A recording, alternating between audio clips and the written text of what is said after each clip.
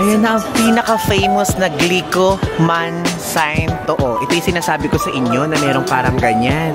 Ayan ang ating takoyaki. So, pwedeng parang picture-picture lang for memories. Tapos, ito naman yung quality dito sa screen sa harapan. Hello guys! I'm back again with another video. At ngayon, nabasa niyo naman sa title, i-explore po natin ngayon ang Dotonbori area. Babalikan natin ngayon yung Glico sign area dahil konti lang yung araw natin dito sa Osaka. At ngayon na yon. And time check, it's already 5:30 PM. At ngayon po, maximize natin yung night natin at tignan natin kung ano pa ang mga pwede natin makita doon. Let's go! And sakay tayo dito sa 4 Nishikujo and Osaka na line. Dito po yun. Okay. Finally, andito na ngayon tayo sa mismo Osaka Namba Station area. And behind me, as you can see, yung mismo exit number 25. And dito sa side na to is yung Yakiniku-like. So, bumalik lang tayo sa kung saan tayo nagsimula noong unang best tayo nagpunta dito sa Japan. Bali, ito yung pinili kong labasan dahil naaalala ko dito yung mga sikat na mga kainan, ganun. At ngayon, tara, let's go and explore that area. Sinasabi ko sa inyo, tignan nyo, oh.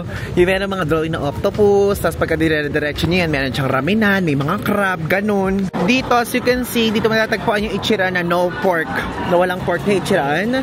And pag dire-diretso yan, makikita nyo na doon yung mismong Glico sign. Super daming tao. And ngayon, papakita ko sa inyo ulit yung ating first tingin pagka nakita na natin yung mismong Glico sign. Tignan nyo tong mga to, oh. Meron ditong yung 10 yen cheese, tapos meron ditong yung churros.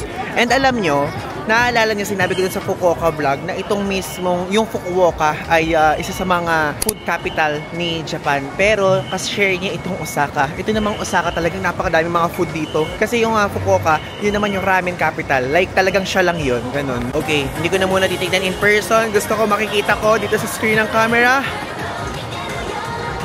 Wow! Okay, wala pa. Hindi ko nakikita. Kaya pala, hindi pala dito. Yun nandun pala sa kabilang side. Yun nandito.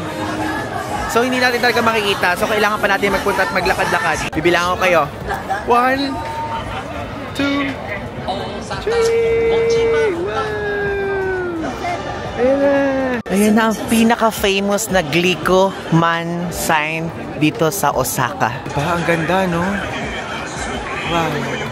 Super daming tao, tignan nyo. Nakikita nyo ba yun? For sure naman hindi nakikita yung mga mukha nila. Pero grabe, parang mga langgam na ang mga tao. Super dami. Naalala ko dito ako nagpicture dati. Diyan sa side na yan. And ngayon, let's go ulit. We're back dito sa Glico sign. And actually, wala naman akong iba pang gustong makita kundi ito lang. Aside from sa mga kakainan natin. Kasi ito talaga yung pinaka-landmark for me ng Dotonbori area.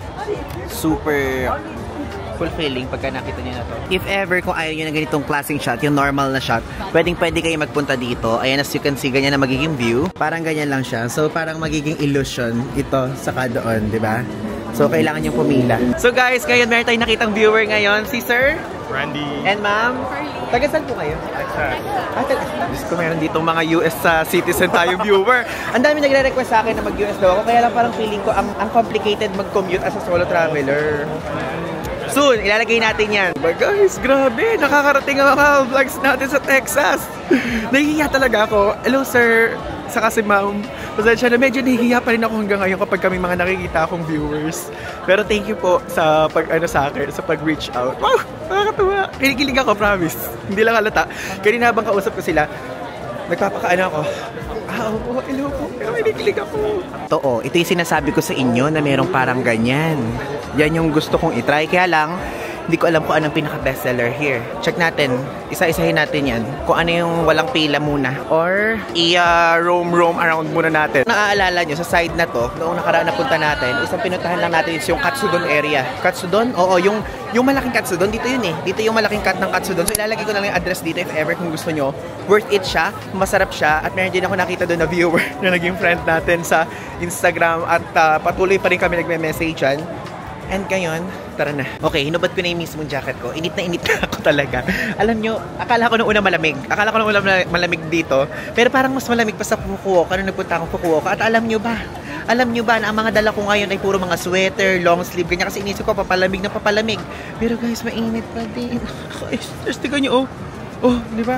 So ngayon, tara, mag-explore na tayo and pumila na tayo sa mga restaurants dito. Mahahaba ang pila. Okay, first stop natin itong takoyaki area na to. And as you can see, 6 pieces, 600 yan siya. So dito na lang tayo pumila. And I think masarap naman siya dahil madaming nakapila. Tignan niyo yung way kung paano nila ginagawa yung kanilang takoyaki. Wow! Ayun na, finally, after 30 minutes na nakapila. Diyos ko Lord, ang tagal natin pumila para dyan. Ayan ang ating takoyaki. Okay, so nakaupo na tayo ngayon dito. And kaya ako nakaupo dito kasi bumili ako ng drinks. And ang available nila beer or cola. So cola na lang iinumin natin. Wala tayong choice. Ayoko naman mag-beer. At gusto ko din makaupo. And kailangan umorder pa ng isang food, which is kumuha ako ng skewers. Papakita ko sa inyo later. Ayan yung itsura ng takoyaki nila, oh. Diba? Super init nito.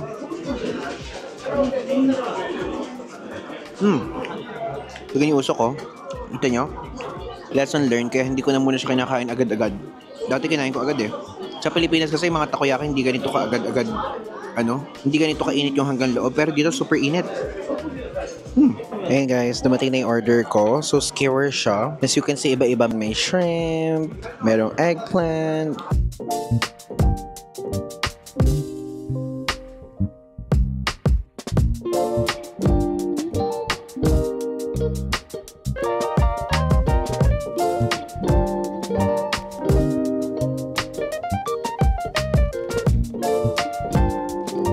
Okay, so hindi ko na itutuloy yung plano ko na mag-food crawl dito sa mismong Dotonbori area. Kasi alam niyo kung bakit? Yung pagpila natin doon, napakadami na sana nating nagawa. Kasi doon sa mismong takoyaki na mismong pinilahan natin is guys, ano siya, parang 45 minutes tayong nakapila doon for that takoyaki. Tapos syempre umupo-upo pa tayong ganyan kasi napakainit. Ngayon, I had decided na pupuntahan ko na lang yung mga stall, then videohan ko, then ipapakita ko sa inyo yung presyo, gano'n na lang. Ayun na, as you can see, yung presyo ng ice cream na to is 780 yen. Then ang pinakamahal is yung mango, strawberry, and grapes na 880 yen. Ayan, tignan nyo, ito pa isang sikat. O, napakahaba ng pila. Bikuri Takoyaki. Ito naman ang price niya. Wait. Hindi ito yon. Pero, ito mahaba. Dito medyo mura yung takoyaki dito. As you can see, 410 lang, 4 pieces, ha. Ayan, o. Diba? Ang mura lang. Ito yung nakita natin kanina, oh. Diba? Medyo mura lang siya. Tapos walang gaanong tao. Bumili tayo nito. Gusto ko yan. Pero bakit walang presyo nakalagay?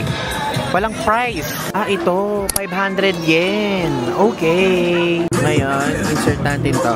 Ganyan.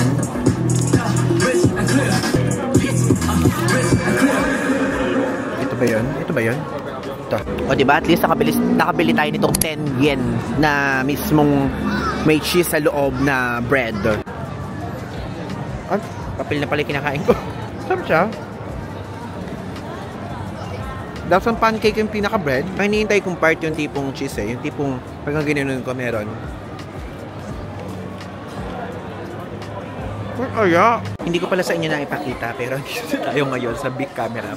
Super bilis lang. So yung address ilalagay ko na lang dito sa screen forever. Then search na lang sa Google Maps. Naghahanap kasi ko ng, alam nyo kung ano hinahanap ko. Ang hinahanap ko is DJI Action 5 Pro. Okay? Dati nga 4 lang ang gusto ko pero kasi meron ng latest at mas maganda yan. Ngayon let's go. Ito yung price nitong Sony ZV-1 II. Para makita nyo. Naka-discount. So 115,000 yen. Kasi ito yung quality. Ayan, dito naman makikita nyo naman, ito naman na ZV-E1. Diba? Ito po yung quality niya. At ito naman yung itsura ng mismong device. So, ang halaga naman nito is 358,610 yen. Bali, pinakikita ko na rin sa inyo yung mga bestseller na mga cameras. Kasi yun naman lagi yung tinitingnan natin, di ba? So ngayon, tara, punta na natin DJI. Ay, ito gusto ko din to eh. Yung Instax PAL na to, 12,980 yen siya. So, pwedeng parang picture-picture lang for memories. Tapos, ano agad yan, nada-download agad at na-export sa mismong device nyo. Kaya iPhone, Android, ganun, may app. Ito naman yung presyo ng Insta360 Go 3S. As you can see, pinaka-combo niya is 56,460 yen. Then, ito naman na Insta360 X4 naman is 79,800 for adventure, hiking, the best yan. Ito pwede din itong pang vlog. Ito naman yung Ace Pro, okay? So, out of stock yung dalawa. Pero itong Ace Pro na isa is 52,800. O, diba? Ito naman yung mismong Osmo Pocket 3. Ang presyo ng mismong combo is 99,880 yen. Wait, di pala nakikita. Tapos yung hindi combo, 79,200 yen. Ito ang gusto nating bilhin, yung Action 5 Pro. Ayan. So, ito po yung mismong combo niya, 69,300. Tapos 55,000 naman yung Action 5 Pro na parang hindi parang adventure combo, gano'n. So, kinonvert ko yung presyo ng mismo adventure combo na tax-free, 63,000 lang siya. And, ayan siya. Ang presyo sa peso is 23,972.75. Ito naman yung presyo na hindi adventure combo. So, 50,000 yan siya.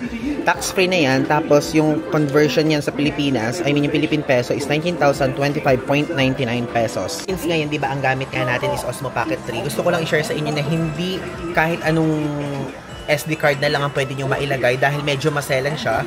Yung akin, yung Extreme, ilalagay ko dito sa screen yung mismong card. And dito merong binebenta. Ayun, as you can see, meron tigto 13,750. Ito po yun. 128 gig. Extreme Plus is 22,990. Tapos, 512 gig is 36,560. Medyo pricey, no? Actually, mahal talaga dito. Pero, mas mura siya sa Shopee, actually. And gusto ko lang i-share sa inyo. Nung nasa Sapporo ako, di ba, bumili tayo ng ganito. Hindi advisable na maglagay ng mismong screen protector sa mismong camera ng Osmo Pocket 3 dahil may possibility na mahulog yung mismong wide angle lens. Ayan pala, pwede pala siyang i-ano. Paano itong i-zoom? Di ba? Wait, paano ba siyang i-select man lang? Pero ang ganda, oh. Tapos ang laki ng screen niya sa likod, di ba? Ayan, as you can see. O, di ba?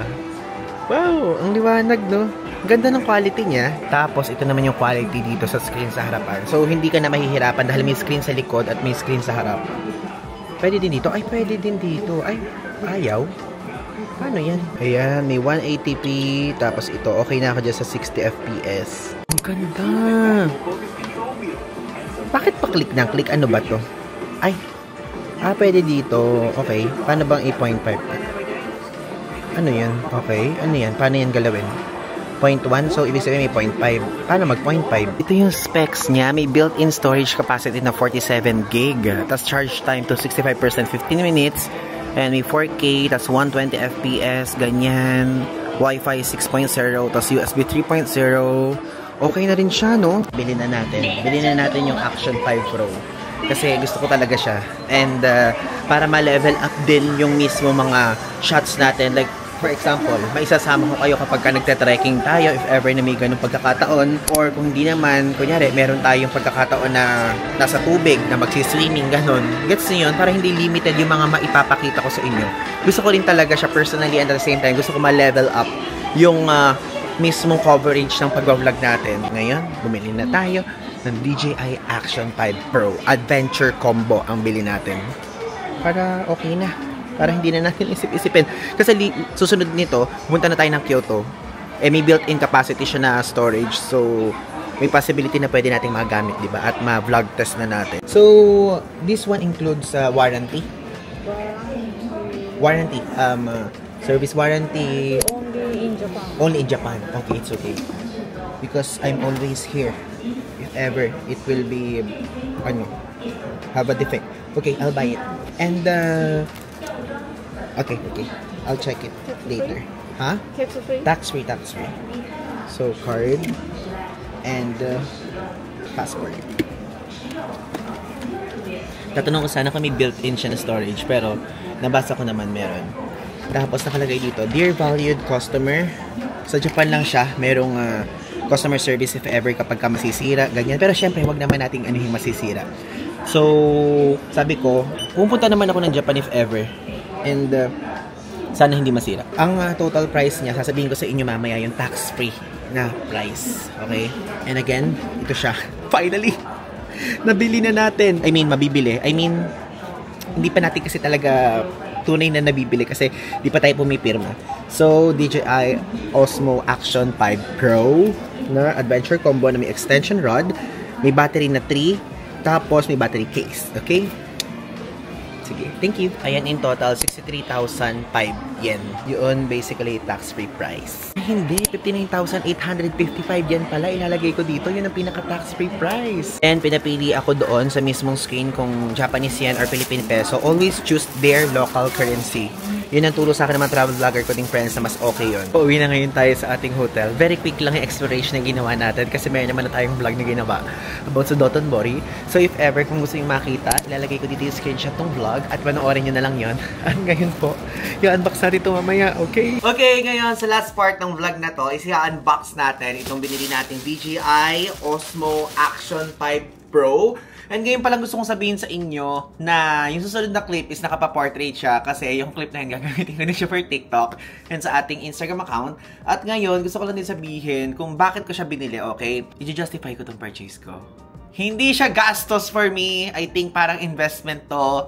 And kasi matagal na matagal ko nang ina-eye to. And ang options ko talaga is itong DJI Action 4 pa nga dati. Tapos Insta360 S3, tapos GoPro. Pero kasi napag-isip-isip ko, ginagamit ko na ng matagal yung DJI Osmo Pocket 3 and gandang-ganda ako sa kanya. And ito, ang reason kung bakit ko siya binili ay kapag ka kunyari, may mga time kasi na kapag ka kunyari nasa swimming pool, nasa beach, nasa bundok tayong area, nasa gubat na area, parang nahahaselan akong dalhin tong DJI Osmo Action 3. Like kapag ka kunyari, tayo ay magpupunta sa medyo tubigan. Hindi kasi waterproof to, itong gamit ko ngayon, pero ito, waterproof siya. And at the same time, kapag ka kunyari, magalaw na magalaw, kunyari, nasa bike tayo or kung ano pa man, yung tipong merong sport or action na mangyayari is parang ang fragile masyado nitong Osmo Pocket 3. Kaya napagdesisyonan ko na okay, bibili ako nito and tinignan ko yung quality niya, maganda naman siya. And kung naaalala nyo, nagpunta ako ng Hong Kong, tinignan namin ni Jax and Maki ito sa mismong shop dun sa Hong Kong and nagandahan kaming tatlo. And itong binili ko is ilalagay ko dito sa screen yung mismong price. Wait, andito ba yung resibo? Check ko muna ulit. Wala dito yung resibo, pero nilalagay ko dito sa screen kung magkano ko siya nabili in total tax-free. And may kasama na siyang extension rod, tapos 3 pirasong battery. And ito, super helpful nito as a travel vlogger talaga, as a madalas gamitin yung mismong camera. Perfect na perfect to kasi merong palitan ng battery if ever kung malolobat siya. Tapos may battery case, okay? Ang pangalan nito, Adventure Combo and Bundle Adventure nakalagay dito. So, yun po. And gusto ko lang i-share sa inyo na ito po ay meron siyang revolutionary imaging performance with an all-new 113 sensor, okay? And center and track subject with enhanced precision. Ibig sabihin, yung parang kapag ka kunyari nasa center ka ng mismong screen, ganun na nagustuhan ko sa kanya. And aside from that, capture more with 4 hours extended battery life. Ibig sabihin, mas mahaba yung buhay nito kumpara dun sa previous version niya, which is yun ang gusto ko talaga. Tapos, meron ding professional audio recording with DJI microphone connection. So, meron kasi tayong DJI mic to, di ba? So, pwede din yung i-connect dito. Isa yun sa factor kung bakit napag-desisyonan ko din mag-DJI. And, simula nung nag-DJI ako na brand, ang ganda. Ang ganda. Kumbaga parang wala akong regrets at all. Wala akong regrets at all. Kasi before, meron akong mga naging camera. And, dito ako sa DJI, walang naging regrets at all. Promise. So, dun sa mismong box is may kasama siyang, ayan, wait, ilalapit ko para makita nyo. Ayan. Sa mismong box, may kasama siyang Osmo Action 5. Siyempre, yung unit, battery case, extension rod.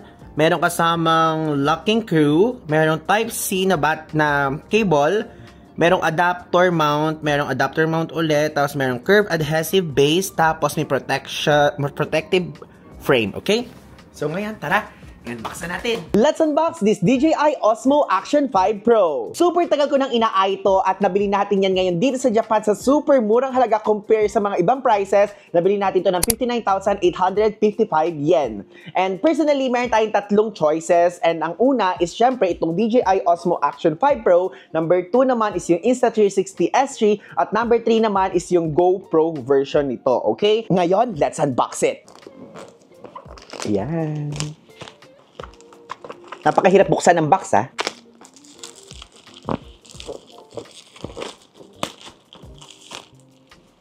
Ayan.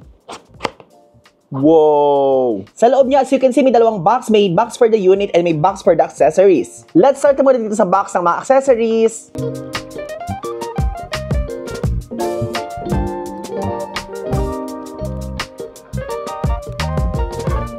Now, dito naman tayo sa box ng mismong unit. Wow. Okay, so ito yung mismong protective case. Tapos, nasa pinakaloob pala yung mismo extension rod. Okay, so mahaba din pala. Plus, the moment of truth, ang pinaka-unit! Let's open it. Okay, bukas na. Okay, so kino-compare ko, malinaw naman siya. Wow! Ngayon meron na tayo magagamit if ever ang vlog natin is all about water activities or kunyari naman mag-hiking tayo or magte-trekking. Okay, napanood nyo naman na yung pag-unbox natin and so far nag-enjoy ako na gamitin ito at ngayon i-charge ko na muna siya. And kasi wala kasi itong walang memory card. Dahil mahal pa ang memory card dito sa Japan. Yan ang tip ko sa inyo if ever. Sa Pilipinas kayo bumili ng memory card. Pero yung mga gadgets, pwedeng dito nyo sa Japan bilhin. Okay? Dahil yung memory card dito, pumapatak na parang 4,500 pesos yung halaga ng memory card na gusto ko. Pero sa Pilipinas, 1,500 or lesser pa nga yung mismong price nun. Kaya yun, if ever po, yun po ang gusto kong i-advise sa inyo. Okay? So, abangan nyo pa ang mga susunod kong vlog and itetest ko na tong mismong new vlogging camera natin. Maraming salamat po. If ever kung meron kayong gustong itanong sa akin, feel free na itanong sa akin sa Instagram or Facebook. Again, Ivan Ligusan po. So, yun lang. Thanks!